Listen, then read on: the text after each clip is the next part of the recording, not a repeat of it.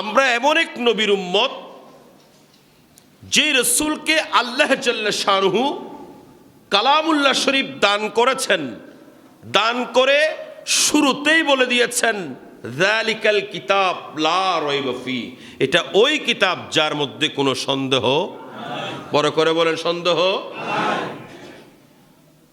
দুনিয়ার মধ্যে যত রাইটার আছেন, দুনিয়ার মধ্যে যত লেখক আছেন, প্রত্যেক লেখক তার কিতাব লেখার পরে, তার গ্রন্থ লিপিবদ্ধ করার পরে সেখানে একটা কথা লিখে দেন, আমার এই লেখার মধ্যে ভুল থাকতে পারে, আমার এই লেখার মধ্যে গলতি থাকতে পারে, আপনারা আমাকে ইনফরমেশন দেবেন, আমি আগামী সংস্করণের মধ্যে সেটা শুদ্ধ করার চেষ্টা করব, এটাকে আমি চেঞ্জ করার চেষ্টা করব।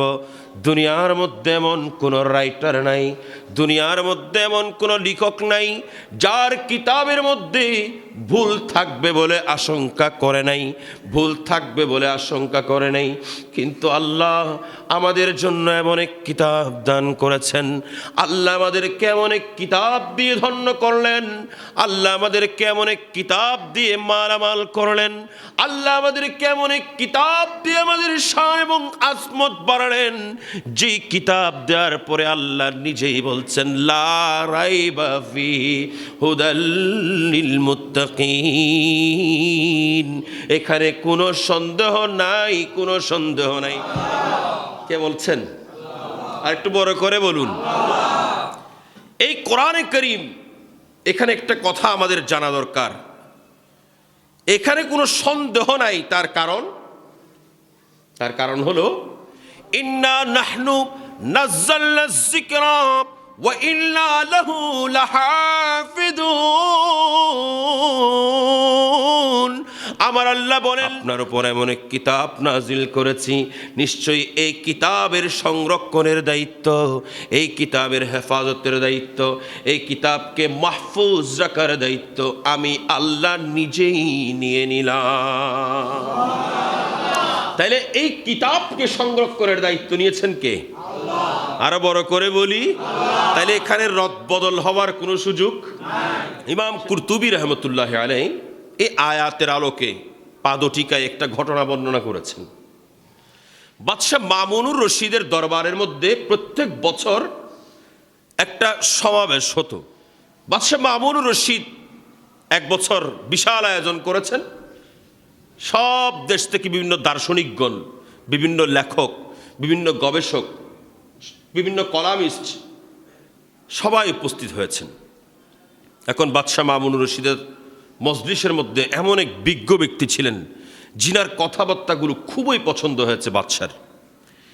যখন সমাবেশ শেষ হলো, বাদশা জিজ্ঞেস করলেন, আপনি কোন ধর্মের লোক? তিনি বলেন, আমি ইহুদি ধর্মের লোক, আমি ইহুদি ধর্মের লোক।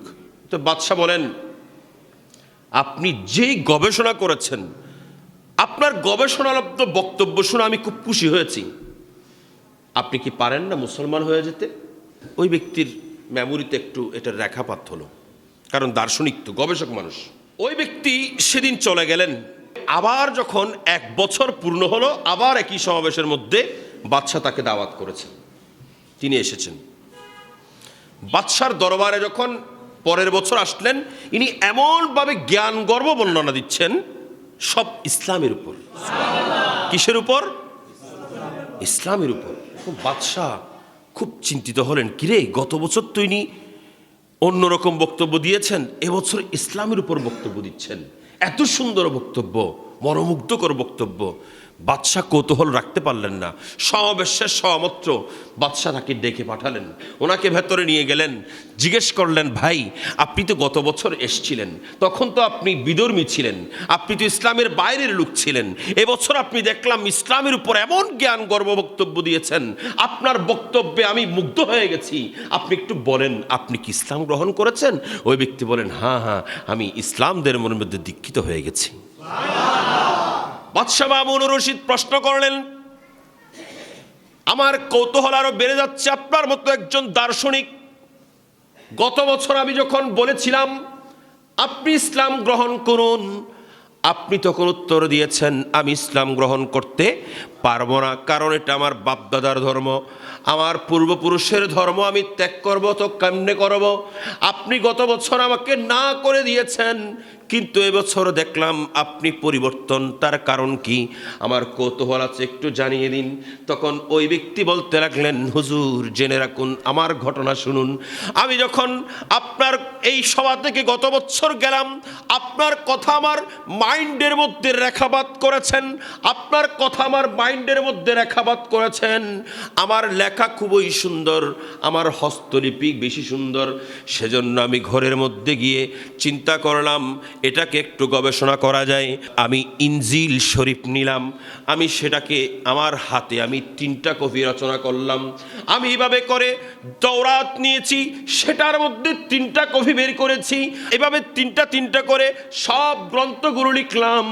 আর কোরআনে করিমকেও 3টা কপি লিখলাম, 3টা কপি লিখলাম। কিন্তু এই সমস্ত গ্রন্থগুলোর মধ্যে কিছু কিছু লাইনকে আমি ওখান থেকে সরিয়ে নিলাম, কিছু কিছু লাইনকে আমি ওখান থেকে হটিয়ে নিয়ে আমি এমন সুন্দর করে রেখেছিলাম, আমি এমন সুন্দর করে লিখেছিলাম, আমি বাজারের মধ্যে নিতে দেরি নাই। আমি যাকেই বললাম সে আমার কিতাবগুলো নিল। ইহুদিরা তাদের কিতাব নিল, খ্রিস্টানরা তাদের কিতাব নিল। আমি সবাইকে যার যার মতো করে সবার কাছে পৌঁছে দিলাম। সবাই আমার কাছ থেকে হস্তলিপির কিতাব বলে চড়া দামে কিনে নিয়েছেন, সুন্দর লেখা দেখে চড়া দামে কিনে নিয়েছেন।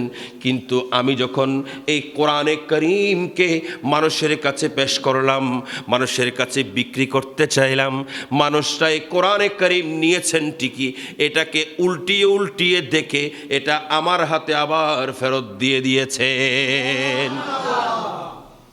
এটা আমাকে আবার ফেরত দিয়ে দিয়েছেন। এত সুন্দর হস্তলিপি মানুষ মূল্যায়ন করে না, দিয়ে দিছে। আমি জিজ্ঞেস করলাম কি ব্যাপার, আপনারা দিয়ে দিলেন কেন? তখন তারা উত্তর দিয়েছেন, এখানে আপনি রদবদল করেছেন, কোরআন এটা আল্লাহ হেফাজত করেন, এখানে রদবদল করার কোনো সুযোগ নাই। আপনি এখানে রদবদল করেছেন যেগুলো আমরা দেখতে পাচ্ছি। একটু বড় করে বলেন না কেন? কারণ হেফাজত করেনেওয়ালা কে? আল্লাহ। ওই ব্যক্তি বলতে লাগলেন, হুজুর আমি তখনই বুঝতে পারলাম এটা সত্যিকার অর্থে সেই প্রভুর কালাম যিনি আমাকে সৃষ্টি করেছেন, এটা সত্যিকার অর্থে সেই প্রভুর কালাম যিনি আমাকে রিজিক দান করেন, এটা সত্যিকার অর্থে সেই প্রভুর কালাম যিনি আমার পালন কর্তা, এটা সত্যিকার অর্থে সেই প্রভুর কালাম যিনি আমাকে আপনাকে সকল সৃষ্টিকে এত সুন্দর করে সাজিয়ে দিয়েছেন। হুজুর আমি বুঝতে পারলাম, সঙ্গে সঙ্গে আমি ইসলাম ধর্ম গ্রহণ করে আমি মুসলমান হয়ে গেলাম। এবার বলুন কোরআনে করিম এটার হেফাজত করেনেওয়ালা কে? একটু বড় করে বলুন কে? তাহলে যখন কোরআনে করিমের হেফাজত করেনেওয়ালা আল্লাহ, এটা হেফাজত আল্লাহ যেভাবে করা প্রয়োজন সেভাবে করেছেন। আমার আল্লাহ সর্বপ্রথম এই কোরআনকে হেফাজত করেছেন। আমার আল্লাহ কোরআনে করিমের মধ্যে বলে দিচ্ছেন, বল হুয়া কুরআনুম মাজিদুন ফি লাউহিম মাহফুজ। আমি আল্লাহ লৌহে মাহফুজের মধ্যে এই কোরআনকে হেফাজত করেছি, এই কোরআনকে সংরক্ষণ করেছি। সেখান থেকে আমার রসুলকে যখন আমার আল্লাহ দিতে চাইলেন, একটার পর একটা, একটার পর একটা, একটার পর একটা, এক পাতা, দুই পাতা, দুই আয়াত, এক আয়াত, এভাবে করে এক সূরা, দুই সূরা করে আমার কমলিওয়ালা নবীর নূরানি কলবে আতহারের মধ্যে আমার আল্লাহ দান করেছেন। আমার রসুল বলেন, এটা আমার কলবে রেখে দিলে হবে না, আমি আমার সাহাবীদের মাঝে এটা বন্টন করে দেব। আল্লাহর রসুল সাহাবীদেরকে শিখাইয়ে দিতেন, সাহাবীরা এটা মুখস্থ করে নিতেন, একটার পর একটা, একটার পর একটা সাহাবা ইকরাম এটা মুখস্থ করতেন। এভাবে মুখস্থ করতে করতে সাহাবা ইকরামের একটা জমহুর দল হয়ে গেল, যাদের মধ্যে কোরআনে হাফেজ বেশি, যাদের মধ্যে কোরআনে হাফেজ বেশি। সেখান থেকে আস্তে আস্তে সাহাবীদের থেকে পর্যায়ক্রমে আমাদের আপনাদের এলাকার মধ্যে, আমাদের আপনাদের বস্তির মধ্যে, আমাদের এই দেশ নয় সারা বিশ্বের মধ্যে লক্ষ কোটি হাফেজে কোরআনের কলবের মধ্যে আল্লাহ এই কোরআনকে সংরক্ষণ করেছেন।